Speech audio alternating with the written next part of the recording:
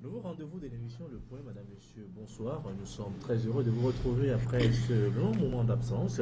Nous allons, Mesdames et Messieurs, rester toujours fidèles à notre principe qui est celui de recevoir les journalistes et les analystes politiques avec qui nous passons au crème les sujets qui ont marqué la semaine. Pour commencer, pour nous accompagner pour ce numéro, nous avons Aliro Tchakala, il est le directeur de publication du journal Courrier de la République. Aliro, bonsoir. Bonsoir Daniel, et puis bonsoir à toutes et à tous. Je souhaite en même temps un bon début de semaine à tous les Togolais. Voilà, également sur ce plateau, Ambroise Ponjob, il est le directeur de publication du journal The Guardian. Oui, bonjour, bonjour Daniel, bonjour toutes celles et tous ceux qui nous suivent actuellement sur la télévision d'État Santé.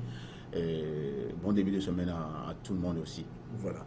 Les présentations ainsi faites, mesdames et messieurs, nous allons commencer cette édition avec ce tout premier sujet qui est consacré à cette énième diminution des prix des produits pétroliers, une réduction qui fait la joie des usagers de la route. C'est le même avis également parce que nous sommes également concernés, parce que nous avons tous peut-être un enjeu à Aliro Tchakala. Oui, absolument.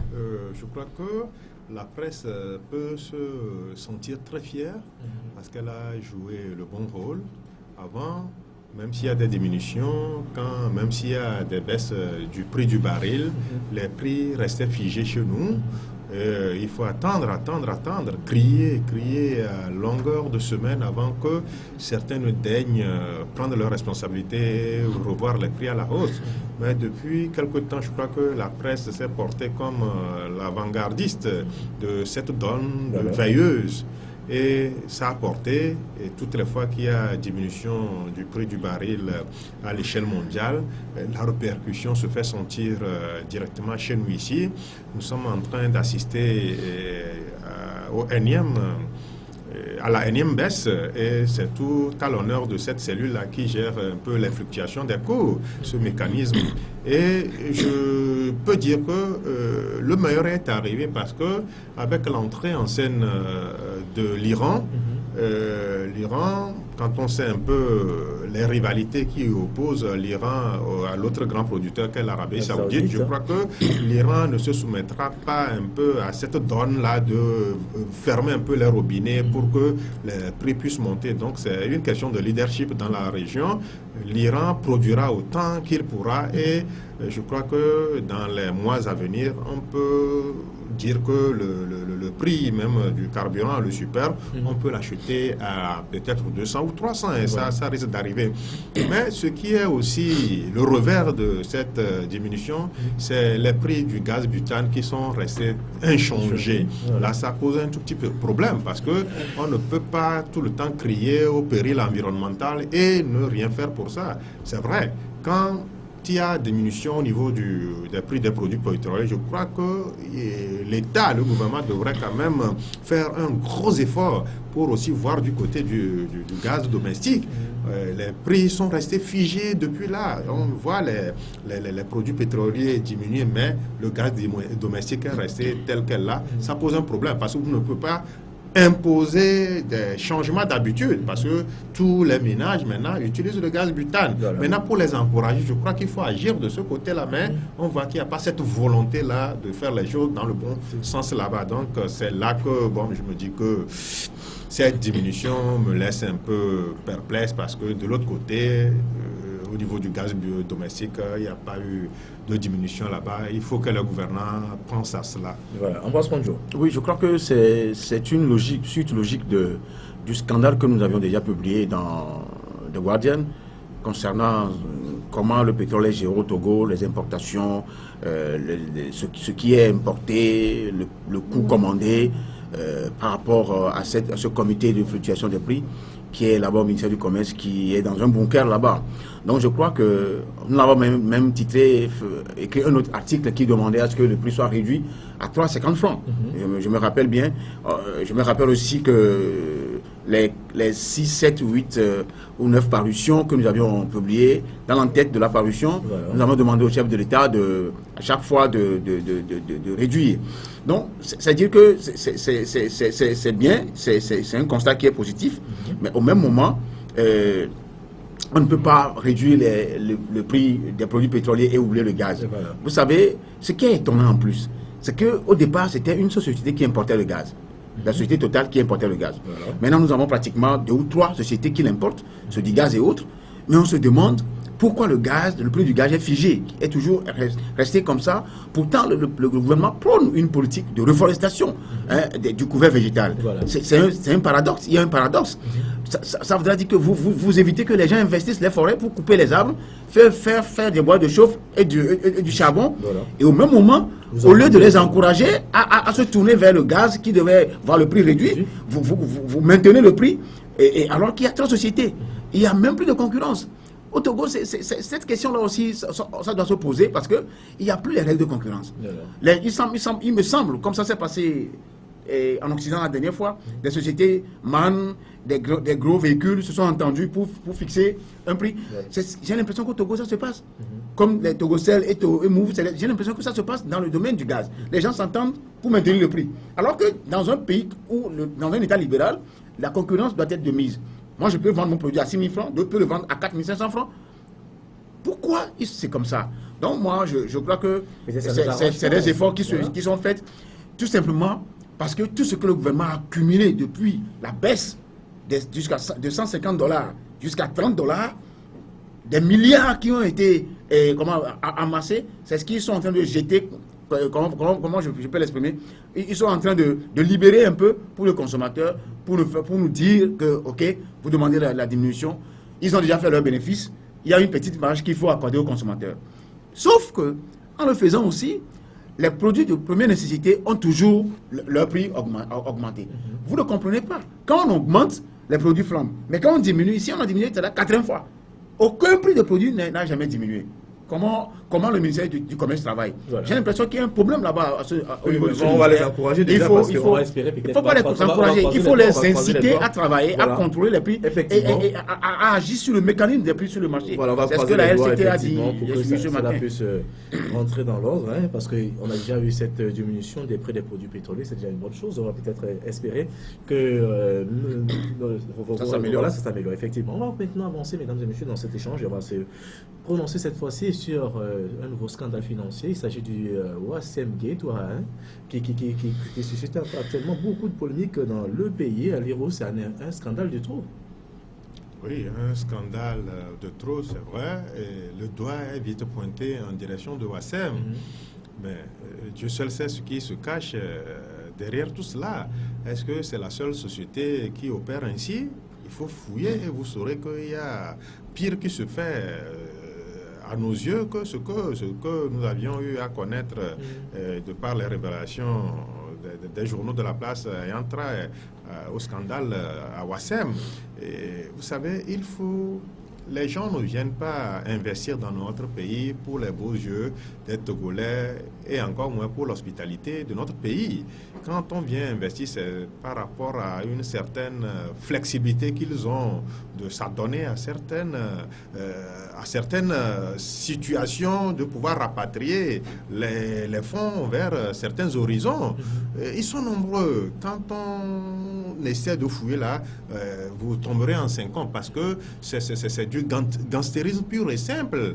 Les gens viennent ici, ils se font de l'argent, ils se font beaucoup d'argent d'ailleurs, mais ils n'investissent pas ici. Ils rapatrient quasiment tout avec ce que vous savez. Voilà. Et cette histoire de Panama, après, c'est vrai, quand on a cité Wasem, Wasem n'est pas la seule société. Vous verrez que plus de 300 000 pages.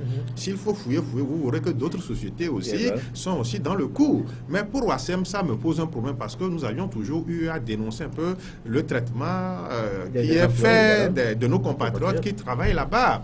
Vous voyez, toutes les fois, nous dénonçons cela, mais la situation reste telle qu'elle. Pourquoi?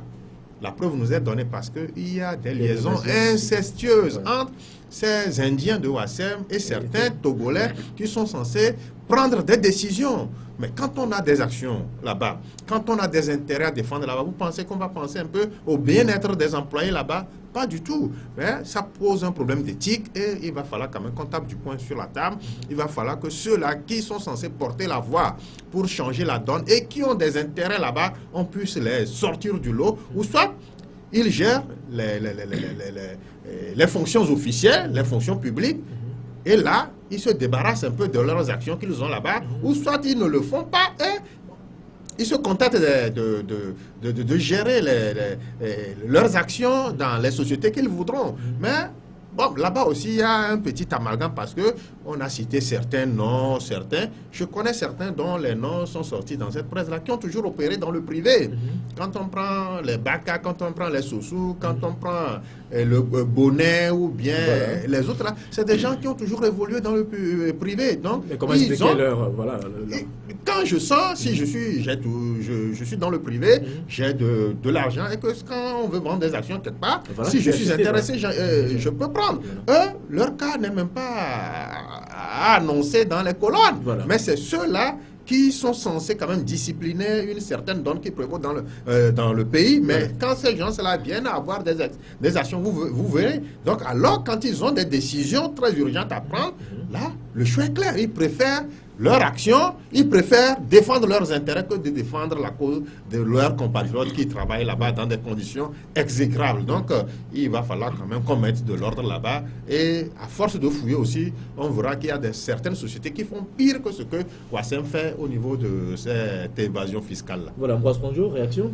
Oui, je crois que comme ça parle de l'évasion fiscale, je crois que le Togo étant dans une situation économique difficile, je ne crois pas que les dirigeants soient à même d'accepter que ceux qui viennent investir chez nous, qui ne sont pas des nôtres, mais qui viennent investir, ne se permettent pas de réinvestir dans le pays.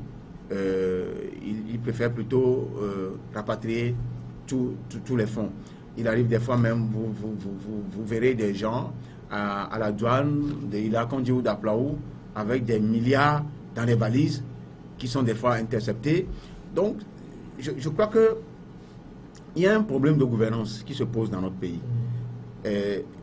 Ça ne date pas d'aujourd'hui. Les gens, au temps des Adema, c'est des choses qui existaient. Les gens pillaient, les gens même emmagasinaient des milliards, des billets de banque dans leur chambre, dans des caniveaux. Vous voyez, pas dans des caniveaux, dans des fosses septiques. Dans des fosses, oui, dans des fosses, dans les maisons. Voilà. Donc, ici, les institutions doivent faire le travail.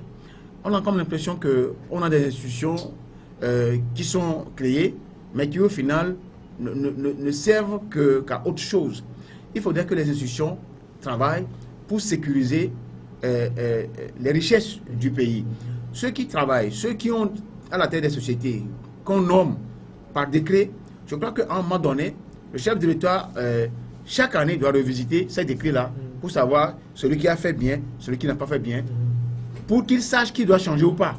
Parce que j'ai l'impression que des gens, la preuve, il y a des gens qui disent qu'il y a des membres qui sont actuellement dans sa tombe. Il y a des gens il y a des membres qui doivent se relever de sa tombe pour qu'eux quittent là où on les a nommés. Vous voyez des choses comme ça. Voilà. Donc, c'est dire qu'il y a des noms qui ont... Moi, j'ai vu des noms qui ont été cités qui ne m'étonnent pas.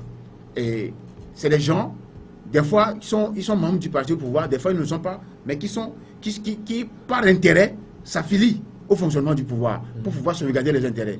Ça, il y en a plein à Lomé. Et ces gens-là, les gens préfèrent rapatrier l'argent dans d'autres pays, dans des paradis fiscaux, que de servir leurs compatriotes. Ils ne veulent même pas financer ce qui est social dans le pays. En le faisant, ils ont peur d'être comment vous l'appelez, d'être perçus comme quelqu'un qui a de l'argent. Parce que quand on sent que vous avez de l'argent, vous êtes susceptible de concurrencer le chef de l'État. C'est la principale raison. Il y a aussi la méchanceté, peut-être d'une part. Oui, qu'est-ce qui amène cette méchanceté? C'est la peur d'être décelé et d'être élargué du lot de ceux qui ont l'argent dans le pays. Parce que j'ai l'impression qu'on ne veut pas que les gens aient de l'argent. Regarde ce qui s'est passé au Bénin. Il y a des multimilliardaires au Bénin. Il y a beaucoup de personnes qui ont l'argent aujourd'hui qui ne sont pas inquiétés. C'est ce que je dis. Parce que il y a ceux qui ne sont pas inquiétés, c'est eux qui sont affiliés au pouvoir. Ils sont affiliés au Parti Uni. Ils sont souvent en bleu. Ils maquillent tout ça. Est-ce que ça c'est vérifié, Ambroise? Oui, mon frère, c'est vérifié. Les gens sont cyniques en eux-mêmes, mais ils portent le bleu. Ils affichent le bleu comme quoi nous sommes très proches de vous. Ils le disent même. Mais au fin fond, c'est des hypocrites, c'est des gens qui sont là pour leur intérêt. Ils convoient des conteneurs qui descendent au port, ils prennent le téléphone, ils appellent, c'est déjà arrivé, on les appelle, les données, tout est facile pour eux. Voilà. Ils sont même dans le faux. Il y en a eu la fête, c'est laquelle là? C'est les gens qui sont proches du pouvoir. Ils sont dans le faux. Et aujourd'hui, on parle d'évasion fiscale. Qui doit lutter contre ça? En premier, c'est le chef de l'État. En premier, c'est lui. Et le ministre des Finances. Qu'est-ce que lui fait? Effectivement. Réaction, vous voulez réagir? Non, mais quand vos tests sont souples, quand vos tests comportent des failles, je crois que il y a de très fortes raisons à ce que nous assistons à ces évasions fiscales. Donc, il faut renforcer un peu les tests qui régissent un peu la gestion des entreprises dans notre pays. Il faut corser la donne parce que les gens à qui le Togo donne tout, mais qui préfèrent nourrir leurs comptes qui sont logés dans des paradis fiscaux, ça ne doit pas se passer ainsi. Nous avons besoin de l'argent. Quand l'État s'endette, c'est parce qu'en interne, il n'y a pas de ces fonds-là et on est obligé d'aller chercher ailleurs. Vous voyez un peu au niveau de la zone franc. C'est inadmissible que Wassem puisse aussi opérer sous le statut des sociétés de la zone franc. C'est une anomalie. C'est une anomalie. C'est quelque chose qui ne devait pas exister. C'est fait à dessein parce qu'il y a une certaine souplesse là-bas. Il y a des dispositions quand même qui font que ces gens-là ne paient pas les impôts comme cela se doit. Vous voyez? Mais ils exploitent la richesse du pays. Doublement, ils gagnent. Et même en gagnant aussi, ils ne pensent pas au pays d'accueil. Ils ne pensent pas au pays d'accueil. Combien sont-ils, ces étrangers-là, qui viennent investir qui viennent faire richesse et fortune dans notre pays, qui construisent ce pays? Pas grand-chose. Ils viennent, ils soumettent nos compatriotes à un esclavagisme qui ne dit pas son nom. C'est qu'on se serait trouvé à une époque encore très reculée. Mais ces gens-là, à partir du moment où il n'y a pas de moyens coercitifs pour qu'ils puissent déclarer leurs biens, qu'est-ce qu'ils produisent là-bas? Cette année 2016, Wassem a produit combien?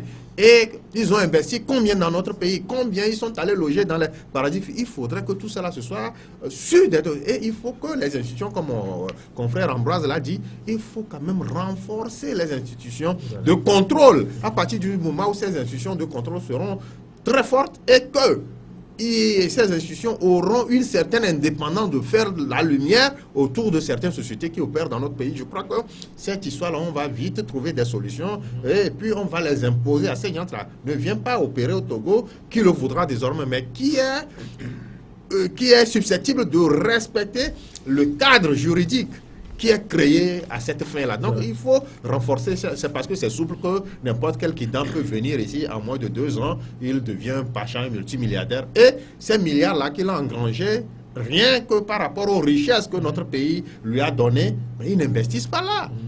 Il y a des sociétés, elles sont nombreuses dans le pays. Les Libanais, vous avez vu une seule fois un Libanais construire quelque chose ici? Et ils ont des canaux. Quand Ambroise disait qu'on voit des mallettes contenant des milliards quitter nos pays par des frontières terrestres et même aériennes, là, c'est qu'il y a un problème quelque part. Vous pensez que vous allez voyager, aller aux États-Unis avec une grosse valise d'argent contenant une forte somme? Ça ne se passe pas. Donc aujourd'hui, il y a cette complicité-là. Il y a ces liaisons incestueuses que c'est des expatriés qui viennent exploiter nos richesses entretiennent avec certaines sommités du pays. Voilà. Là, pourquoi ce silence, Ambroise? Il fallait quand même que le gouvernement réagisse, parce que vu l'ampleur même de l'événement. Mais quand vous-même vous soulevez de la chose, vous ne pouvez pas interdire aux autres. C'est ce qui se passe. Quand vous vérifiez, celui qui peut interdire ça, certainement, il est mouillé. Il est mouillé. C'est parce que quand la personne est mouillée, il ne peut pas. Là, je donne un exemple. Quand on demande au chef de l'État, par exemple, de déclarer ses biens, il a créé la commission anticorruption pour faire quoi? Il a créé des commissions, plusieurs commissions qui ne fonctionnent pas.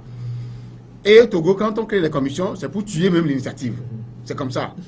La preuve, ceux qui craignent déjà pour Ashkrin, on en reviendra. On en reviendra.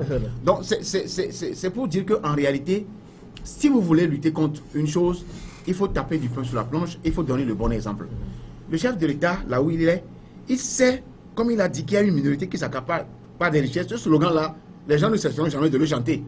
Tant qu'il vivra sur cette terre, même quand il quitte le pouvoir, on va le chanter ça. Il sait qu'il y a de l'entourage. Il y a des gens qui sont imbus dans l'économie, qui se saoulent partout. Des gens qui sont riches dans comment vous l'appelez, dans l'exportation et l'importation. Les gens qui sont dans un domaine, il y a celles qui vendent du riz, il y a d'autres qui s'occupent des câbles électriques, il y en a plein de choses. Donc c'est pour vous dire que le chef de l'État, lui, connaît tous ces gens-là. Mais comme ils sont membres du parti au pouvoir, ils auraient fait une campagne pour les députations dans telle localité, on les laisse fleurir comme ça. Même dans l'illégalité, ils fleurissent. Au détriment de la grande masse qui est restée là, dans la misère. Donc, si ça doit se faire, et que même les officiers, que ce soit de la police, de la gendarmerie, c'est les gens qui sont impliqués dedans jusqu'au cou.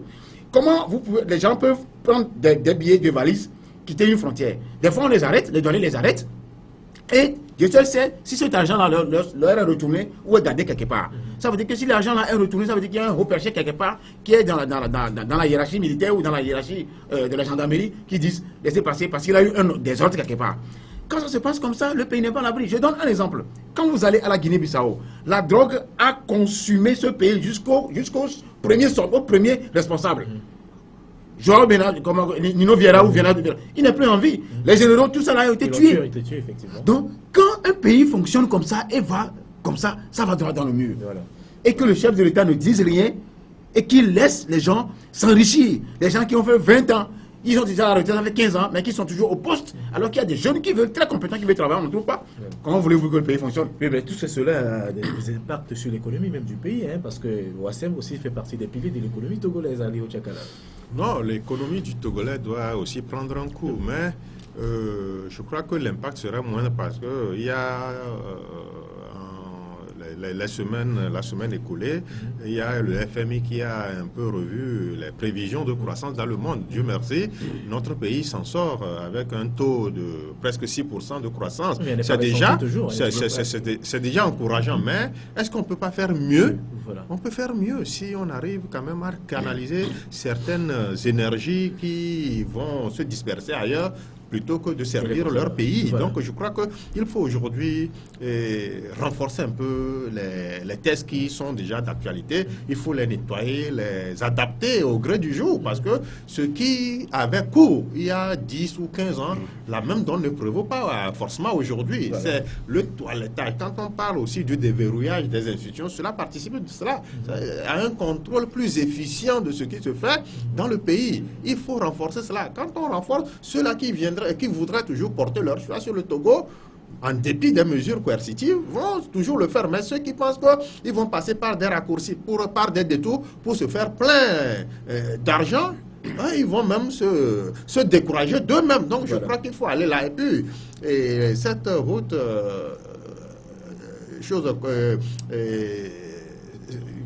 le chef de l'État, contre la corruption, c'est cette institution que le chef de l'État, il faudrait qu'elle soit opérationnelle. Voilà. Il faudrait qu'elle soit opérationnelle. Mais il faudrait pas que... compte également. La Cour de compte également. C'est des institutions, il y a certaines institutions qui sont là pour la forme, mais qu'on ne voit pas.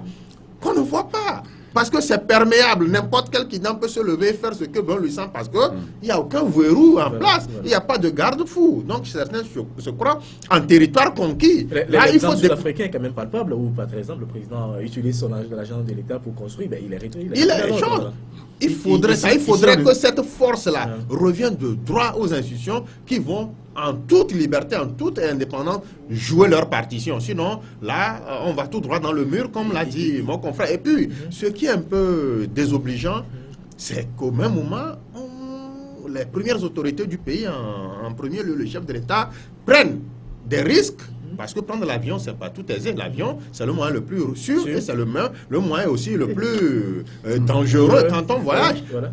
Aller tisser des partenariats, notamment avec la Chine, l'Allemagne, et ramener un peu d'argent. Et au même moment, il y a des évasions fiscales. Il y a des évasions fiscales. Ça veut dire qu'il y a un problème quelque part. Là, s'il va et que la quête, la manne qu'il a pu récolter là-bas est bonne, et qu'en interne aussi, on arrive à gérer comme il se doit nos ressources. Vous voyez, un peu par là, un peu ici, ça va booster l'économie et les travaux de construction des ouvrages et tout cela. Ça ne prendra pas du plomb dans les ailes. Il faut qu'on en arrive là-bas. Il faut taper du poing sur la table pour réguler. C'est pas parce qu'on est proche du parti au pouvoir qu'on doit s'adonner à certains excès. Non, non. Il faut plutôt, quand on est affilié au parti au pouvoir, je crois que c'est une fierté, c'est un honneur. Et on doit se comporter décemment pour faire honneur à ce parti-là dont on se prouve être membre. Donc je crois que les gens ne doivent pas penser que c'est carte blanche quand on est réunir pour faire des choses. Mais ailleurs aussi, il y a des partis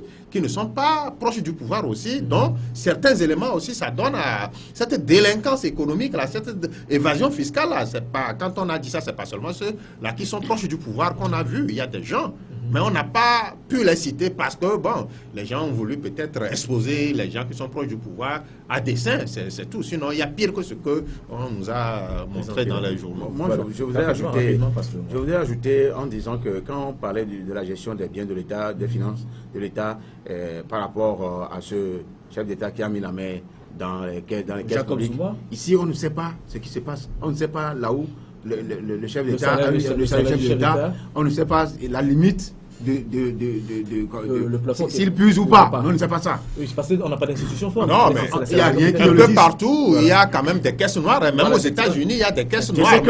Je sais que Gbagbo avait une caisse noire là-bas. Mais là, le point sur lequel je voudrais surtout marteler, c'est cette histoire de... Comment vous l'appelez? C'est parti. Quand on veut construire un pays, il faut rassurer ceux qui sont dans le pays avec des institutions fortes. Ce n'est pas moi qui l'invente. Barack Obama l'a dit, sauf que les mécanismes qui conduisent à des institutions fortes ne sont pas chez nous. Il y a des indicateurs, il y a des éléments qui conduisent à cela. Mais quand des choses comme ça se passent dans le pays et qu'il n'y a personne qui puisse mettre un terme, si ce ne sont les journaux, parce que ici, c'est les journaux. Parce que, on a un code pouvoir, c'est notre rôle également. Parce qu'à l'Assemblée, j'ai l'impression que l'opposition fait son travail, mais se limite à son nombre. Parce qu'ils peuvent critiquer, même les débats ne sont pas diffusés au public. Donc, nous, les journaux, nous sommes obligés... Est-ce que l'opposition fait son travail? L'opposition fait ce qu'elle peut faire. Sauf que l'arme dont elle dispose ne lui permet pas... Ce n'est pas des missiles Scud. Peut-être c'est des armes de calibre qui peuvent lancer ici et là, et que les gens en face ont des grandes armes. Voilà.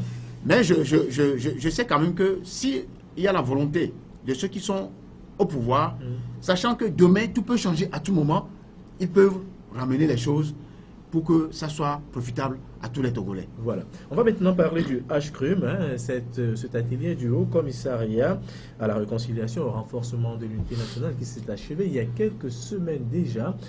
Beaucoup de journaux se sont réjouis de la fin de ces travaux. On pense déjà que ces travaux vont apporter beaucoup de choses aux Togolais, mais la fausse note, c'est peut-être cette absence remarquée d'une partie de l'opposition qui dérange encore. Ali Chakala, je vais me tourner vers vous pour vous poser cette question. Est-ce qu'on a vraiment des chances, selon vous, en tant qu'observateur de la vie sociopolitique togolaise, d'aboutir vraiment à ces réformes avec cet atelier du HCRUM? Vous savez, je voudrais que la divine providence puisse guider les actions de tout un chacun pour que, pour une première fois, nous parvenions à quelque chose qui va sortir le pays de sa situation. Je ne pense pas qu'au niveau du sommet de l'État, on se soit donné cette peine-là pour peut-être ranger les conclusions de cet atelier dans les placards. Il faut agir. Le temps maintenant à l'action et non au parler, au verbe. Non, il faut agir avec des actes concrets. Mais je crois que ceux-là qui n'ont pas pris part à cet atelier du HCRUM sont dans leur rôle. Moi, je trouve un peu redondant qu'on revient là-dessus, que l'ANC et la CDP n'a pas pris part à cet atelier. Non, c'est du dépassé. Ils n'ont pas pris part. Mais un travail sérieux a été fait. Et puis, au sortir des travaux de cet atelier, c'est le satisfecit qui se lit sur tous les billets. Donc, ça veut dire qu'on a fait des bons quantitatifs. On est en train de projeter le Togo sur demain. Maintenant, on connaît un peu la suite à donner aux conclusions des travaux de choses. Il y a déjà même il y a déjà un cadre qui a été créé et ce cadre sera présidé par la même aussi qui a présidé les travaux du HCRUM, c'est Nana Awa. Donc vivement que ça prenne forme et qu'on puisse aller à l'essentiel et qu'on s'en tienne un peu aux conclusions de cet atelier-là pour quand même sortir le pays de sa situation. Les gens disent que non, ben c'est vrai. de par le passé, la même euphorie avait prévalu au sortir de la PG. Mais bon, on a dû traîner les pas. Mais moi, je m'annonce un peu plus optimiste en disant que cette fois-ci, je crois que les gens vont se transcender. Les gens qu'on disait qu'ils ne veulent pas faire évoluer les choses vont surprendre agréablement. Et là, je crois que parce que au parti au pouvoir.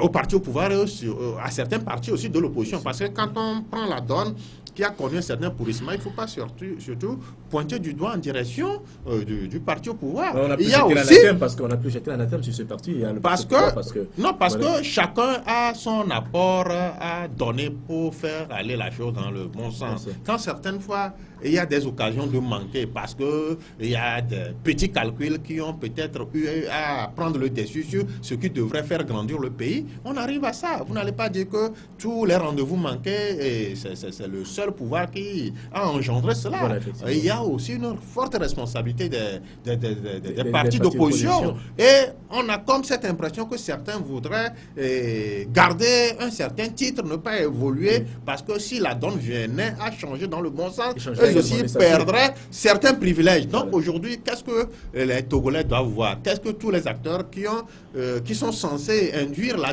nouvelle dynamique au pays doivent voir? C'est le pays. Il faut voir le pays. Les petits calculs, là, on n'a qu'à ranger ça de côté. Et moi, j'ai foi que demain s'annonce plus rose que ce que nous vivons aujourd'hui. Ambroise Pondiou. Oui, moi, je demeure plutôt pessimiste. Au début, il y avait un semblant d'espoir qu'on pourrait accorder à cet atelier qui a regroupé beaucoup d'acteurs, sauf une partie de l'opposition. Et ceux qui avaient boycotté cet atelier aussi avaient leur raison, de par ce qui avait été fait par le passé, qui n'a jamais été mis en œuvre. Aujourd'hui, ce que moi je constate, c'est que moi je ne suis pas allé à cet atelier, je ne suis même pas rentré dans la salle, même dans les environs je n'ai pas été, j'ai suivi de loin cet atelier. Je me suis dit que, si ça pourrait faire sortir le Togo de son trou, moi je vais applaudir en tant que citoyen d'abord, et je vais analyser en tant que journaliste, pour le bien du peuple. Parce que les réformes, tout le monde en sait que ces réformes-là sont urgentes et sont une nécessité pour le Togo, pour faire booster beaucoup de choses. Parce que si la politique marche, tous les maillons de la chaîne vont marcher. Je parle de l'économie du social. Ceux qui ont participé à cet atelier, aujourd'hui, certains commencent par regretter. Certains commencent par douter. Pourquoi? Les conclusions, je ne dirais pas recommandations, ce sur quoi ils sont entendus dans la salle, avec un peu de consensus, ils ont été appelés 3 jours plus tard par la HCRUM de bien vérifier que c'est ce qu'ils ont dit avant que cela ne soit envoyé au chef de l'État. L'atelier a clos ses portes le vendredi, le mardi, ils ont été convoqués. Ce que j'ai eu à entendre, selon les participants. Et ils ne sont pas aujourd'hui confiants et sûrs que c'est ce qu'eux, ils ont ils ont peaufiné, qui a été envoyé au chef de l'État. La preuve, il y a eu des modifications. Ce dont on dit que c'est un truc public, dont on a convoqué tous les acteurs. Je ne vois en quoi cela doit être caché au peuple togolais. De surcroît, ceux qui ont participé à l'atelier. Moi, j'ai participé à un atelier à Kara. J'ai écrit mon nom sur une liste. Vous ne serez pas surpris que toutes les recommandations, les synthèses de l'atelier me sont envoyées. Moi, ça fait plus de 20 pages qui me sont envoyées. Et à tous les participants. C'est comme ça doit se faire. Les gens ne doivent pas avoir peur que si nous divulguons les conclusions, mais justement divulguer pour qu'on sache si effectivement, si c'est remis au chef de l'État, si ce n'est pas appliqué, on saura que c'est le chef de l'État ou quelqu'un encore a tronqué comme ça s'est fait avec le rapport de la CNDH. C'est ce dont moi je crains aujourd'hui. De toutes les façons, j'ai confiance à des gens qui sont allés dans cet atelier, qui sont très lucides et qui réagissent déjà pour sonner le glas et mettre, comment vous l'appelez, mettre être en éveil pour que les choses ne soient pas tronquées. Aujourd'hui, le chef d'État s'est réjoui des conclusions. Moi, Ambroise, je n'ai pas vu ces conclusions. Et les participants n'ont pas vu les conclusions. S'ils savent réellement que c'est ce qu'eux, ils ont dit, c'est sur quoi le chef d'État se réjouit. Ce que je sais, c'est que est-ce que Franck Assingbe est prêt à faire ces réformes? Si oui, il a parlé des intellectuels sur la Deutsche Welle. Les intellectuels ont déjà réglé le problème. Maintenant, il appartient à quoi? Il appartient au pouvoir de faire les réformes. Non. Et appeler, les intellectuels ne sont pas encore entrés en lice. Donc, c'est encore des paysans et des familles qui sont allés la dernière fois. Je vais terminer en disant que on veut créer une commission dont on connaît déjà la présidence. Il y a trop de responsabilités. Trop de responsabilités. Médiatrice de la République, président du HCRUN, machin, encore président du comité. Je n'ai rien contre. Plus je l'apprécie dans son travail. Mais elle serait peu. Il y a encore d'autres personnes. Et je me dis que j'ai bonne foi sur cette dame-là, qui veut que le Togo aussi change. J'ai foi en elle, et je sais qu'elle veut aussi que le Togo change. Sauf que peut-être elle ignore ceux qui lui ont donné ce travail-là. On a fait le même travail avec la CVG, les recommandations où les victimes, ceux qu'on a tués en 2005, là, j'ai vu les images sur une chaîne de télévision. Les bourreaux circulent toujours, sont tranquilles. Donc c'est pour vous dire que les gens sont devenus des saint Thomas. Tous les Togolais sont devenus des saint Thomas. Ils veulent voir les conclusions appliquées. Et si je suis à la place du chef de l'État, tels les gens ont soif des réformes, à 85% des Togolais, dans 1-2 mois, rapidement le faire pour assurer les gens. Aujourd'hui, ils vont encore rester dans la durée. Certainement. Et on vous dira qu'en 2018, il y aura élection législative. Et on va dire, après les élections, on va faire les réformes. Et le cycle infernal va recommencer. Effectivement. Allez, aux réactions rapidement. C'est ce dont moi j'ai peur. Il posait un problème vraiment un peu délicat. On a eu à entendre sur des choses. Non, mais par rapport à l'atelier, c'est vrai, c'est qu'on a eu à recourir aux personnes, aux ressources, à tous les leaders de partis, sauf ceux-là qui ne sont pas eux-mêmes, et à certains qui aussi ont connu peut-être la même situation que notre pays. Quand on prend le Maroc, ça a été chaotique là-bas. C'est un autre régime. Il y avait des là-bas. C'est un mauvais exemple, le Maroc. Quand on prend maintenant aussi le Ghana, aussi, les mêmes situations avaient prévalu, mais ils ont pu se transcender et aboutir à quelque chose qui fasse du pays l'un des modèles en démocratie de la sous-région. Si ces gens-là sont venus, si on a dû débourser beaucoup d'argent pour quand même cet atelier-là, ça veut dire que quelque part, on a à cœur de faire bouger la ligne dans le bon sens. Donc aujourd'hui, après la remise des conclusions des travaux au président de la République, je crois que ça ne fait pas 2 semaines. Mais d'autres personnes ne se reconnaissent pas déjà dans les conclusions. Mais ils n'ont pas encore vu. Ils disent qu'ils n'ont pas vu et ils ne se reconnaissent pas. Là, c'est qu'il y a problème quelque part. Non, mais il y a eu la polémique parce qu'il y a eu beaucoup de polémiques. Ils ont travaillé. Non, il ne faudrait pas que nous fassions amalgame. Il faudrait que nous éclairions dans la lanterne de ceux-là qui nous suivent. Ils ont travaillé. Et il y a eu des conclusions qui sont issues de cet atelier. Maintenant, on les a appelés pour qu'ils revoient un peu le travail qu'ils ont fait, s'ils se reconnaissent dans les conclusions, et ils sont sortis, disent oui. Non, c'est pas la conclusion. Justement, ce n'est pas encore la conclusion. C'est les tests sur lesquels le consensus s'est dégagé. Maintenant, il appartient au HCRUN de voir et de tirer une conclusion. Non, mais c'est trop hâtif actuellement de dire que ces gens-là ne se reconnaissent pas dans les conclusions. À partir du moment où ils n'ont pas encore... une polémique.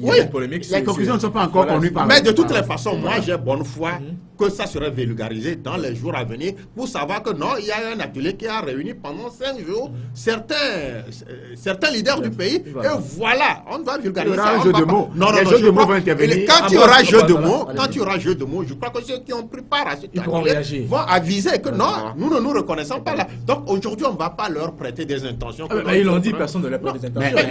C'est un Jacques Moi, je n'ai pas souvenance que quelqu'un ait dit ça parce que nous suivons l'actualité. Personne n'a encore dit. Mais ce qu'on a dit, c'est qu'on n'a pas, ils n'ont pas à leur disposition les conclusions. Ça, c'est différent de dire qu'ils ne se reconnaissent pas. Ils n'ont pas à leur possession les conclusions de l'atelier qu'ils ont eux-mêmes, auxquelles ils ont pris part. C'est différent qu'ils n'ont pas les conclusions de l'atelier qui ont été remises au chef de l'État. Là, c'est deux choses. Mais il ne faut pas changer la donne. Et j'ai bonne foi que cette conclusion-là sera dans le domaine public dans les jours à venir. Parce que je crois que ça doit faire un bon document et qu'il faut aujourd'hui, par des canaux appropriés, passer à ça. Donc, ne soyons pas trop pessimistes. C'est vrai, de par le passé, nous avions connu des situations quand même qui voudraient que nous soyons pessimistes parce que, au regard du traitement qui a été réservé à ces conclusions, notamment la PG et les autres. Maintenant, aujourd'hui, est-ce qu'on va toujours vivre du pessimisme? Il faut plutôt inciter les acteurs qui sont censés matérialiser et cet atelier, à part du concret là, à aller au-delà de leur ressentiment, aller au-delà de leur petit calcul. Je crois que c'est ce qui vaut la peine d'être fait. Mais quand on se mue dans l'optimisme là, ça requin, dans le pessimisme là, ça requin ceux-là qui sont censés déverrouiller la situation. Moi, j'ai bonne foi que cette fois-ci, ça ferait la bonne occasion, parce que tous les ingrédients sont là pour qu'on sorte le pays. Il faut les encourager. Il faut les encourager, non, les braquer contre la chose. Tout le monde veut les encourager. Mais je crois que ce peuple a été pendant longtemps torturé. Mais est-ce qu'il faut se souvenir à chaque fois du passé? Non, il ne faut pas que nous revoyons tout le temps, on regarde dans le rétroviseur. Non, ce que ce peuple veut, le peuple n'a pas encore vu ça. Voilà. Il va toujours regarder dans le rétroviseur. Ça, c'est un. Chaque fois, ceux qui nous dirigent créent la méfiance. On en fait un atelier ensemble. Si on n'a rien à se cacher, publier les conclusions, que tout le monde le voit. Moi, je ne vois pas un mystère autour de ça. Voilà. Et vous-même, vous créez encore un mystère autour. Quand vous créez un mystère, les gens m'ont dit quoi? Moi, j'ai participé à un atelier, je n'ai pas vu les conclusions. Vous voulez que j'applaudisse?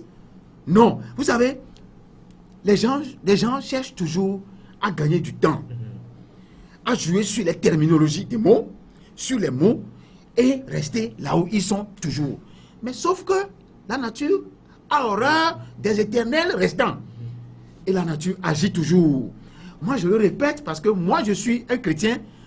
C'est la Bible qui est mon guide. Ce que je sais, c'est que en le faisant tôt ou tard, ça vous rattrape toujours. Autant s'asseoir, nous sommes allés à un atelier pour sortir le pays du trou. Tout le monde sait que le pays il y a une crise énorme. Même ceux qui sont dans le lait, le miel aujourd'hui ne le voient pas. 85% des Togolais savent que nous ne sommes pas bien logés. Comment on fait pour sortir? Le chef de l'État même a reconnu ça. On fait un atelier ensemble. Maintenant, on envoie la conclusion à une autre personne sans que moi qui suis allé à l'atelier, je ne vois d'abord ce qu'on a conclu la synthèse. Mais si c'est cette personne qui a demandé à ce que l'atelier se fasse. On sait comment on a tronqué. Daniel, on sait comment on a tronqué. On va aller à tout les rapports de la CNDH dans ce pays. S'il vous plaît, on va aller à tout. Un rapport de la CNDH a été tronqué dans ce pays. Il ne faut pas toujours voir les choses en mal. Déjà, il y a un faux pas. Le faux pas, c'est que... Non, Daniel, laisse-moi terminer. Il y a un faux pas. Le faux pas, c'est que les conclusions de ceux-là qui ont participé à l'atelier ne sont pas connus. Comment on peut avoir confiance? Si vous voulez que les téléspectateurs nous écoutent à la maison, ils nous écoutent. Voilà, maintenant, ils savent que c'est la vérité. Ils ne peuvent pas nous écouter dans ce cafouillage-là. On va vous écouter maintenant. Vous créez la méfiance. Allez maintenant au bout de votre logique, Ambroise Podo. Je dis qu'on ne peut pas aujourd'hui faire croire à ce troisième aux gens qui sont des dupes. Tout le monde est intelligent. Les Togolais suivent de près ce qui se sont passés à l'atelier. Tant bien même que les gens ont boudé. Même ceux qui ont boudé, ils ont l'oreille et tout le sens là-bas. Ils attendent de voir.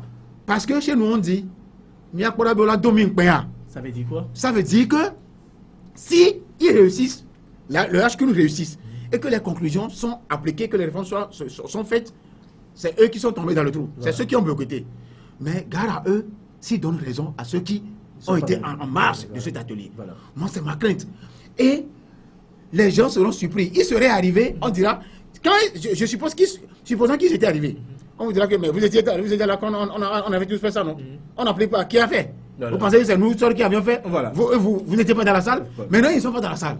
Ils attendent qu'ils fassent preuve de lucidité. C'est pas une bonne démarche parce que si on est préoccupé par l'intérêt... Moi, j'ai apprécié le fait que la CDPA, la NCO n'ont pas participé. Pourquoi? Parce que ils sont à l'écart, ils vont voir ce qui va se passer. Est-ce que c'est bon pour le pays alors qu'on veut... Ils l'ont essayé, ça n'a pas marché.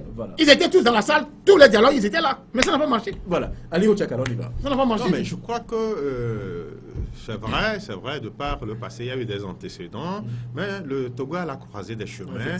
Et je crois que le fait que nous prenions certaines positions auront cette forte probabilité de braquer des gens. Parce que, vous savez, si vous voulez tester un peu votre chien de par son comportement, il faut réserver, il faut mettre la viande à ses côtés. Aujourd'hui, il y a quelqu'un qui s'entend le besoin, qui s'entend la nécessité d'aller au bout d'une certaine logique entamée, mais qui a pris un coup. A dit que non, il faut une commission et il allait dire que non, il faudrait que nous inscrivions le Togo dans le futur. Et ce futur-là ne saurait se faire sur les textes actuels. Donc, Les gens sont allés, ils ont réfléchi, et les conclusions sont allées droit à celui-là qui a demandé la chose. Maintenant, ça fait combien de jours que les conclusions ont été remises au chef de l'État? Je crois à peine une semaine. Je crois que c'est vendredi passé que les conclusions ont été remises au chef de l'État. Donc, attendons de voir la suite. La suite, c'est quoi? C'est qu'on va mettre sur pied cette commission, ces personnes-là qui devront animer maintenant cette commission-là qui va être créée et présidée par la présidente Nana Awa. Voilà. Si on arrivait à changer ce qui a été retenu de façon consensuelle, les gens sont là. Les gens ne vont pas assister à un spectateur à ce qui est en train de se faire, à ce qui est en train d'être changé du travail laborieux qu'ils ont fait. Maintenant, quand on part sur cette base-là que non, c'est ça, on va changer la donne, on va changer le point là en virgule et tout ça, là ça veut dire qu'on n'est pas sûr du travail, on n'est pas sûr du travail de garde et de veille que les gens seront amenés à faire autour de la chose. Vous voyez un peu l'euphorie, vous voyez l'euphorie qui a emporté les gens au sortir de ce truc. Donc moi je me dis que... Est-ce que l'inquiétude de Ambroise n'est pas justifiée avec par exemple le cas de la CNDH? Mais il est trop braqué, il est trop tranché par rapport à sa prise de position. C'est ton droit le plus absolu. Même moi je me dis que aujourd'hui ça bouge autour de notre pays, le Togo, un peu partout. Quand vous voyez un peu la donne, la géopolitique, sous-régional, vous voyez que le Togo a... C'est toujours le statu quo. Le Togo a de fortes chances de sortir de sa situation de là. Et vous pensez que sauf ceux-là les Togolais, qui nous gouvernent vont quand même essayer de s'amuser avec cette géopolitique qui se décide. Moi, j'ai l'impression que c'est ça. Quand mon ami Tchakala dit... Vous n'avez plus la parole. Juste une seconde. Ambroise, vous n'avez plus la parole. Mais quand tu dis ça m'énerve. Non, quand tu parles, laisse-moi aussi parler. Tu animes un débat. Je peux rebondir. Vous n'avez pas la parole. Quand Tchakala dit par exemple que les gens sont braqués. Qui braque qui? Quand par exemple Manganawe dit par exemple que la PG est caduque. Non, laissez Manganawe. Quand Manganawe dit que la PG est caduque, il braque l'opposition. Il braque l'opposition. On va mettre la balle à terre. Ambroise, j'en viens. Ambroise, vous allez garder votre calme. Quand vous voulez rebondir, attendez, gardez votre calme. Nous sommes dans un débat, je peux rebondir à tout moment. Vous ne pouvez pas rebondir à tout moment. Gardez pour rebondir. Ça fera un petit marché. Non, pas du tout. Manganawe a parlé de la caducité de la PG. Il a braqué. Ambroise, vous n'avez pas la parole. Quand on prend la PG, la PG a accouché de quoi? De la Commission Vérité, Justice et Réconciliation. Voilà. Et maintenant, la Commission Vérité, Justice et Réconciliation a accouché de quoi? Du H-Kroon. Et maintenant, la suite, on la connaît. Si tant est que Mangana avait dit que c'est caduque, là, on n'aurait pas évolué dans le sens de cette APG qui a prévu le H-Kroon. Donc, ça veut dire que cette caducité dont a fait cas l'ancien ministre Mangana n'engage que lui. Et que les choses vont dans le bon sens. Ce que les instances supérieures du parti ou même du pays ont voulu. Donc, c'est pas parce que Mangana a dit que l'APG est caduque que là, on va arrêter le processus. Mais le processus donc, si je comprends bien, allez-y. Donc, le Parti uni nous envoie souvent à ces genres de débats qui sont hautement représentatifs des menus flottés. Si Mangana ne peut pas valablement représenter le parti au pouvoir en disant des choses qui ne sont pas cohérentes avec la ligne politique de son parti, c'est grave. C'est ce que mon frère me donne raison. C'est ce que j'ai dit. Quand par exemple, Mangana dit, mon ami Tchakala dit que des gens braquent des gens. Qui braque des gens dans ce contexte, dans ce cas d'espèce? C'est Mangana qui dit que la PG est caduque, alors qu'au même moment, les dirigeants de son parti sont conscients que la PG est une source d'inspiration de la CVGR, tel qu'il vient de le dire. Et au même moment, la CVGR est une source d'inspiration du H-Kroon. C'est les recommandations de la CVGR qui ont conduit à la création du H-Kroon. Est-ce qu'on va continuer au même moment, un monsieur sort de nulle part et vient dire que la PG est caduque. C'est lui qui braque l'opposition. Si je suis à plat de l'opposition, je vais quand on dit que c'est caduque, si effectivement le mot caduque tenait tant à ceux-là qui sont censés faire bouger les lignes, et que non, on ne devrait pas lancer le processus. Donc ça n'a engagé que Mangana, les lignes ont bougé après la sortie de nutrients de gens. Voilà, maintenant on va avancer dans les échanges. Il ne faut pas me prêter des informations. Non, on va avancer dans les échanges. On avance, on a fermé cette parenthèse. On va parler maintenant de la construction des logements sociaux pour les fonctionnaires du lycée ça se déroule au lycée de technique de Lomé. Vous avez écrit, vous titrez dans votre journal, c'est Guardian, la construction des logements pour les fonctionnaires au lycée technique de Lomé. La présidence pouvait mieux faire que ces cabanes de réfugiés. Cabanes de réfugiés, pourquoi? Oui, quand vous-même vous voyez, ça ressemble à quoi? Je sais pas. C'est vous qui posez qui répondez aux questions. Vous savez, c'est ça là. Si on montre ça, si on montre ça, par exemple, aux téléspectateurs, tout le monde, on était dans un débat hier, il y a même une ancienne ministre, il y avait des présidents d'organisations qui étaient là. Personne n'a été d'accord avec ça. D'abord, nous, on avait dénoncé le projet au départ, en décembre. On avait dénoncé Pourquoi vous l'avez dénoncé? On avait dénoncé parce que le projet déjà faisait, on prenait l'emprise d'un lycée, d'un espace d'un lycée qui devait servir demain. Université numérique, lycée scientifique, bibliothèque, restaurant, tout peut se construire sur l'hectare que la présidence a pris pour ce projet pilote. C'est un projet pilote de 1000 logements qui devait être construit, mais il y a 540 qui devaient être livrés dans 24 mois. Nous, on avait dénoncé pour deux raisons. La première, les deux CEG lycées qui sont en face de ce lycée, le CEG de Gomé, que moi j'ai fréquenté, qui était de la 6e en 3e et aujourd'hui de la 6e en terminale. Ça veut dire qu'il y a de l'espace maintenant qui pose problème. Voilà. Quand vous allez au lycée moderne qui est à gauche, juste à 200 mètres de là-bas, c'est de la 2e en terminale. Aujourd'hui, c'est de la 6e en terminale. Ça veut dire que l'espace a manqué, l'effectif a gonflé, on a aussi occupé le lycée là. Ça veut dire qu'il y aura un besoin dans 2, 3, 5 ans d'un espace pour construire d'autres lycées. Le lycée de Kéné qui est là depuis 1975, sur les 41 ou 40 hectares, on a déjà pris, on est en train de prendre 10. Déjà 5 est occupé. On s'est dit que non, ce n'est pas possible. Si vous voulez faire un projet pilote, il faut acheter, l'État doit acheter des terres. Mais pourquoi on a déjà construit pour un lycée qui peut servir demain, vous n'allez pas toucher. C'est le premier aspect. Le second aspect, on s'est dit que il y a des élèves qui viennent d'Avepozo, de partout, des filles de 14, 12, 13, 15 ans, qui logent dans l'établissement, qui ne logent pas, mais qui restent à midi, qui passent la pause à midi. Vous construisez un logement de façon contiguë à un lycée. Les enfants qui n'ont même pas d'argent pour manger à midi, ils vont se réfugier. Comme j'ai nommé les cabanes. Bien sûr. Ouais, c'est une bonne chose peut-être. Hein. C'est une bonne chose. Et quand vous lisez l'article, vous allez voir que dans l'enceinte, j'ai rencontré une jeune dame qui a fait le lycée, qui est actuellement à l'université, qui m'a monté une pancarte. C'est écrit là-dessus, éviter les grossesses pour les jeunes filles, tout ça là. Vous voyez ça? Vous avez le paradoxe? Et quand j'ai appelé le répondant de la présidence, le premier concerné, il m'a dit, ah, vous voyez là jusque loin, ils n'ont pas évalué, ils n'ont pas vu l'aspect moral de la chose, les valeurs morales. Les enfants de 14, les jeunes filles de 14, 12 ans, on sait comment les déprobations des mœurs, elles sont courantes dans notre pays. Maintenant, nous sommes revenus, ça fait 7 mois, nous sommes revenus sur ce dossier. Mais vous avez dit que vous allez construire des logements pour les fonctionnaires. Mais les fonctionnaires, ce ne sont pas des bantous de l'Afrique centrale à qui on conduit cet audit-là. Et maintenant, vous voulez construire, ok, construisez maintenant. Voilà ce qu'ils ont construit. Tout le monde qui a vu ça n'a pas apprécié. Ça, c'est 3. C'est 3. Il y a encore 3 de l'autre côté, de la partie est du lycée, là où, dans l'espace qu'ils ont pris. Il y a 2 bâtiments plus améliorés, de peut-être 4 chambres salon, 3 chambres salon, juste cuisine interne qui sont là. On ne sont pas entrés. Mais l'architecture, déjà, quand vous allez à Keta, il y a des cabanes de réfugiés là-bas, ça ressemble à cette architecture-là. Donc je me dis que ça là, un fonctionnaire togolais, même toi, si tu veux construire, tu vas construire un logement plus amélioré que ça. Moi, j'attends le ministre, c'est nous qui vient nous répondre de ça. Notre combat aujourd'hui, c'est que ce projet-là soit délogé de ce lycée. Un point, un bar. Oui, mais on peut pas le loger comme ça. Allez, vous checker là. Mais certainement qu'il y a des gens qui ont des appétits gloutons pour les dossiers fonciers. Ils sont allés rapidement convaincre le chef de l'État. Ils ont réalisé ça. Voilà. Aucun confrère n'a accepté ça. On a dit, voilà. Allez, vous checker là votre réaction par rapport au sujet. Les logements sociaux, c'est quelque chose que les Togolais attendent. Parce qu'on sait comment, pour acquérir son petit lopin de terre et se construire une cabane dans ce pays, on sait tout le parcours que cela induit.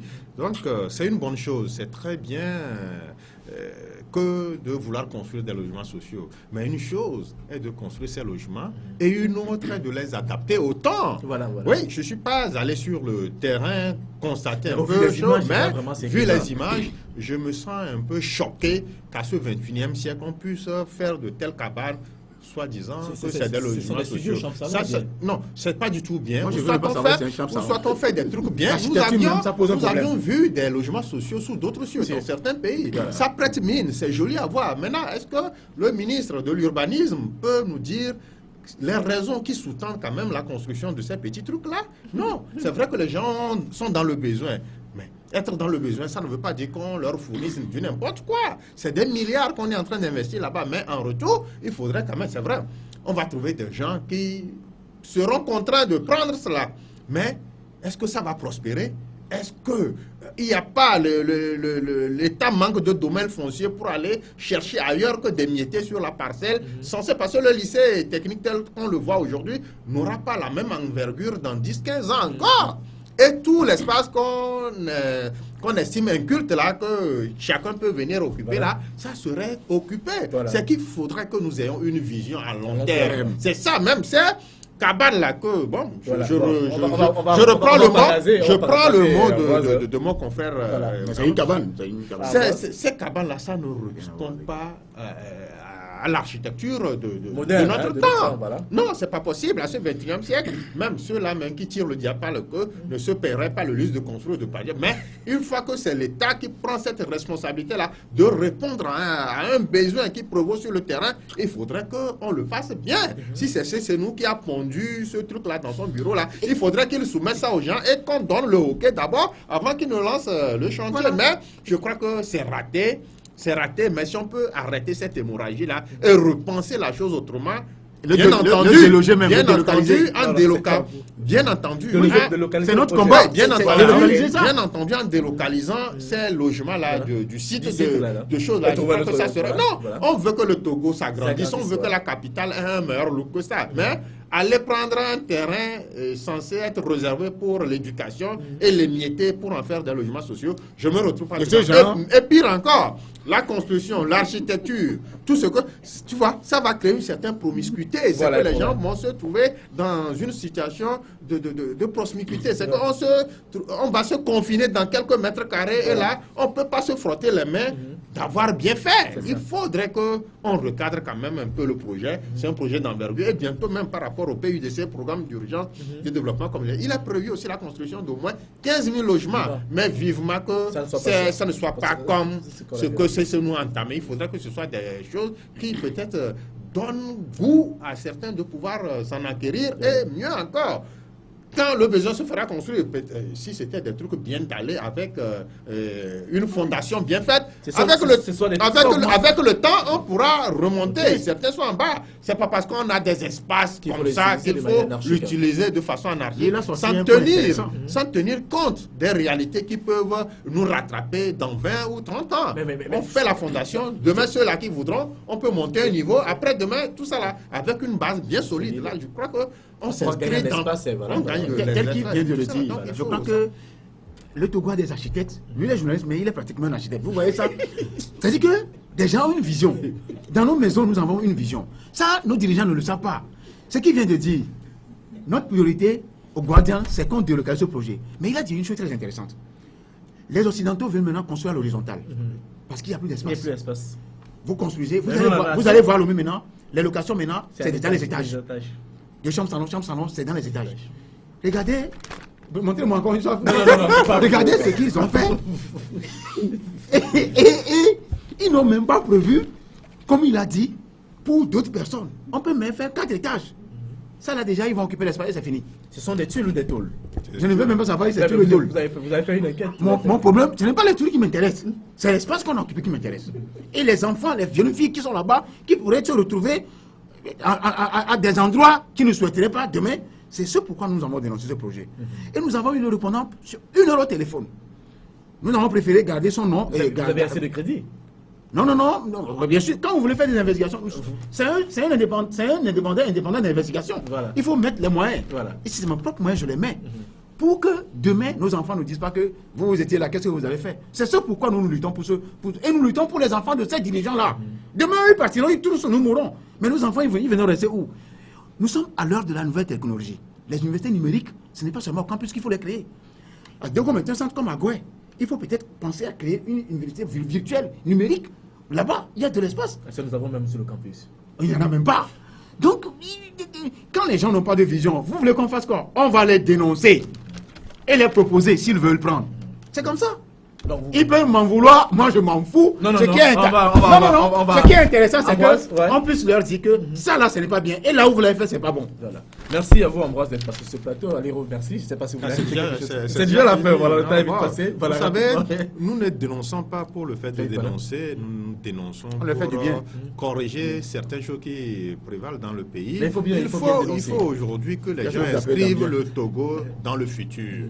Le Togo tel qu'il est aujourd'hui, il ne l'était pas quand on était né, quand on avait des jeunes âges. Voilà. Aujourd'hui, il faudrait que... Parce que ce logement-là, moi je me dis que c'est du gâchis. Voilà. C'est du gâchis à partir du moment où ça va se limiter à là et on va perdre de l'espace en haut. Voilà. Cette construction verticale-là, quoi qu'on dise, on en arrivera là. Vous voyez un peu Lomé, il y a 15 ans, ce n'était pas la même configuration. Aujourd'hui, ce que le terrain qu'on achetait peut-être à 3 millions, aujourd'hui, c'est à des dizaines de millions de francs. Donc aujourd'hui, il faudrait que l'État pense faire des choses pour que demain, ceux-là qui seront aussi au contrôle puissent aussi continuer là où les pouvoirs de ceux-ci ont pu localiser la chose. Donc, il faudrait que nous ayons des envies, de l'ambition pour notre pays. Et c'est nous est passé complètement à côté de la plaque.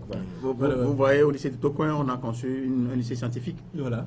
Ça, c'est à Tokoin, c'est en pleine ville. Maintenant, dans la périphérie, est-ce qu'il y a encore de l'espace? Il n'y en a pas. Voilà. C'est ça. Donc, moi, je dis que il ne faut pas que ceux qui nous entendent et qui nous voient pensent que nous en faisons de trop. On n'en fait rien de trop. Vous savez, les réactions viennent souvent par rapport à ceux qui sont en face. Quand des gens, vous avez des gens qui sont en face, qui sont pratiquement têtus, vous êtes obligés de foncer pour que la porte s'ouvre. Nous, on leur fait du bien. Ceux qui les habillent, moi, je ne suis pas là pour habiller les gens. Ce journal, c'est un journal tel que vous le voyez, d'investigation et de vérité et de gauche. Donc, tout ce qui est de gauche, c'est la critique et la proposition. Vous prenez, c'est bon. Vous n'êtes pas mais ce qui est sûr, non, moi je ne vais jamais de la droite. Parce que je lutte pour le peuple qui est derrière moi. Ceux qui sont au pouvoir aussi disent qu'ils luttent pour le peuple, mais en fait, de fond, ils ne le font pas. Voilà. Quand vous allez aux États-Unis, chaque président qui vient dit qu'il lutte pour le peuple. Et les gens font des efforts pour ça. Voilà. Non, nous les aidons à corriger leur gouvernance. Voilà. Merci Ambroise. Merci Ambroise pour d'être passé. On n'a pas la publicité, nous n'avons rien. C'est pas grave. C'est grave. Nous allons foncer dans le but. On en parlera peut-être au cours de ça, vous n'en parlez pas et nous, on en pâtisse. Tu viens de commencer. Moi, j'aurais 10 ans, mais je n'ai pas aussi de publicité. Tu vois. Calme-toi. Je ne cours pas derrière la publicité. Si je trouve l'argent, je sors. Mais il faut rappeler que ça permet quand même de faire du journal. Oui. On espère peut-être que les annonceurs nous écouteront et peut-être vous contacteront. Merci à vous, Ambroise Pondio. C'est moi qui te remercie. Je rappelle que vous êtes le directeur de publication du journal The Guardian, journal spécialisé en investigation. Merci et bon courage pour le travail abattu. Merci également à vous, Aloro Tchakala. Je rappelle que vous êtes le directeur de publication du journal Courrier de la République. Merci d'être passé sur ce plateau. Merci, on se retrouve la semaine prochaine, mesdames et messieurs, si tout va bien, pour un nouveau numéro de votre émission Le Point. Au revoir.